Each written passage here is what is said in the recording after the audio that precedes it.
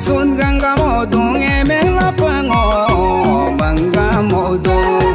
pemeliok turaya songa lamene pode manye songa sondum mam ilego tak buye pando oi no pamal kum nego tak kalitando sekai tando lena ma pede singo mangkanam tanide mi singo ma lena ma pede singo mangkanam tanide mi singo ma kanam lokam gunu yo kailana pede mo singo ma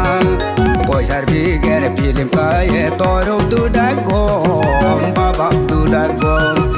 emegalum lanam nae to gare dagom to matu dagom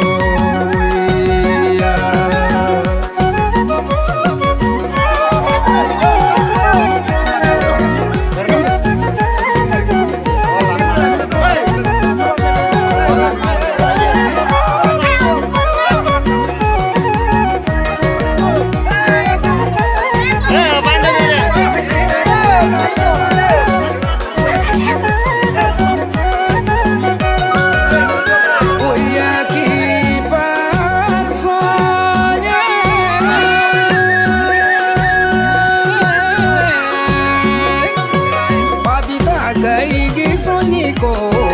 la vita kibar sonik pabita igi sonico la vita bernane nam kalima laya pomangupa pobita poi sarvi ger pilim kaya se koi tu dako se koi kamango emegalum lanam laya o ge dako bagoi mandako moi oi nam pamal kum ni go takani tano se kai tando oi nam pamal kum ni go takani tano se kai tando lan ko da si do panai lagin ko ama